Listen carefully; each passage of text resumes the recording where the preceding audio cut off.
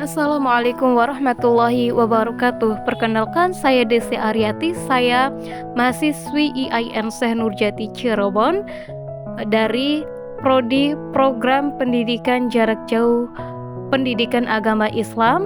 Saya dari kelas B15. Tujuan saya membuat video ini untuk memenuhi tugas akhlak tasawuf, yaitu presentasi tentang ajaran tasawuf Imam Al-Ghazali. Baik teman-teman, di video kali ini saya akan memaparkan 4 poin dari ilmu tasawuf Imam Al-Ghazali. Yang pertama, biografi Imam Al-Ghazali, apa itu tasawuf, pokok-pokok ajaran tasawuf Imam Al-Ghazali, dan yang keempat, pandangan Imam Al-Ghazali tentang ma'rifat dan al-as'adah. Poin pertama yaitu biografi Imam Al-Ghazali. Al-Ghazali lahir di Tus, Iran pada 450 Hijriah atau 1058 Masehi dengan nama asli Abu Hamid Muhammad ibnu Muhammad ibnu Ta'us al-Tusi al-Syafi'i Al-Ghazali. Imam Ghazali adalah seorang akademisi serta ahli tasawuf yang telah melahirkan karya-karya fenomenal. Salah satu karya terkenal dari Imam Ghazali berjudul Ihya Ulumuddin. Semasa muda, Al-Ghazali merupakan seorang pemuda yang haus akan ilmu pengetahuan. Ia pandai dalam ilmu tafsir, Al-Quran, hadis, ilmu kalam, dan filsafat. Poin kedua yaitu apa itu tasawuf? Menurut Imam Al-Ghazali, tasawuf adalah upaya manusia untuk mendekatkan diri kepada Allah dengan cara melakukan tasbih, tafakur, dan taqarrub. Al-Ghazali memulai periode skeptisisme yang mendalam. Ia mempertanyakan landasan pengetahuan yang diperoleh hanya melalui penalaran intelektual, mencari pemahaman yang lebih dalam tentang kebenaran dan kepastian. Krisis intelektual ini membawanya pada pencarian spiritual dan transformatif. Al-Ghazali melakukan periode introspeksi dan retret spiritual, menekankan pentingnya pengalaman pribadi dan praktik spiritual di samping menyelidiki intelektual. Sekembalinya mengajar, pendekatannya mencerminkan perspektif baru ini dengan mengintegrasikan tasawuf, mistisme Islam ke dalam pencarian ilmiahnya. Magnum opusnya Ihya Ulum ad-Din atau kebangkitan ilmu agama, eksplorasi komprehensif tentang etika Islam, spiritualitas, dan kehidupan sosial merupakan contoh sintesis ini. Yang ketiga adalah karya-karya Al-Ghazali. Imam Al-Ghazali yang menjadi ilmuwan dan ahli tasawuf memiliki beberapa karya dalam bentuk kitab. Pertama, kelompok filsafat dan ilmu kalam, di mana ada beberapa kitab. Yang pertama, Maqasid al-Falasifah, yang kedua Tahatul al-Falasifah, yang ketiga Al-Iqtisad fi al-Irtiqad, yang keempat Al-Maqsad al-Asna fi Ma'ani Asma'illah al-Husna. Kelompok kedua yaitu ilmu fikih dan usul fikih.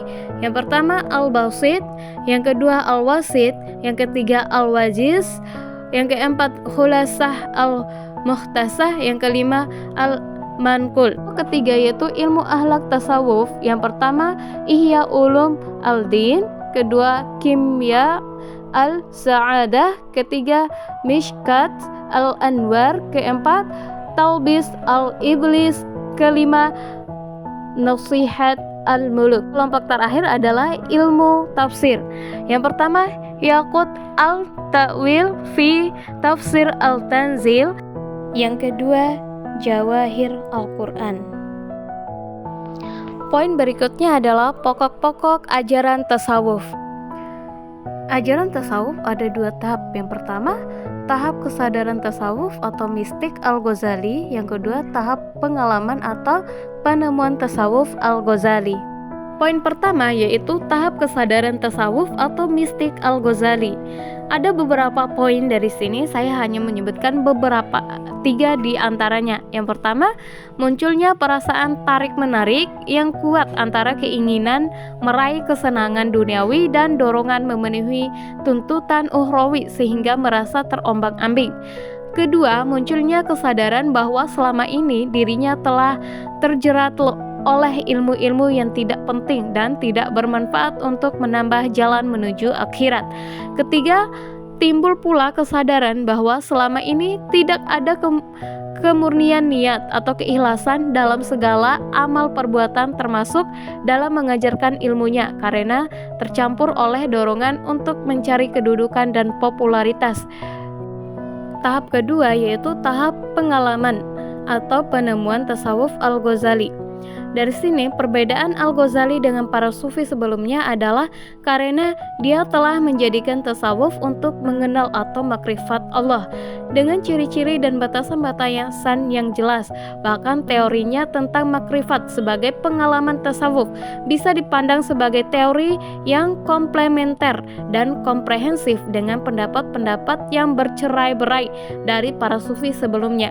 Kecuali itu teori-teorinya dapat dipandang sebagai perkembangan yang menarik dalam sejarah pertumbuhan tasawuf sehingga merupakan kontribusinya yang besar terhadap pertumbuhan maupun perkembangan tasawuf.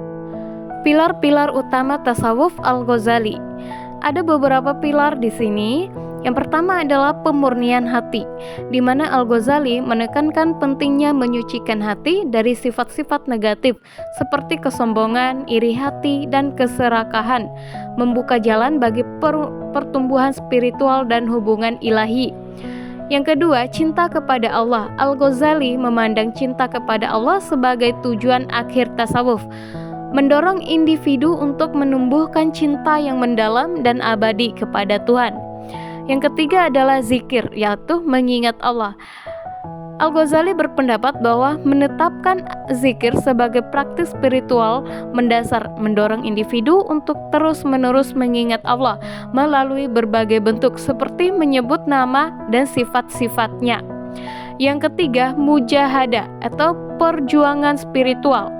Al-Ghazali menganjurkan mujahadah yang berkelanjutan, perjuangan spiritual melawan hawa nafsu dan keinginannya sebagai sarana untuk mencapai kemajuan spiritual.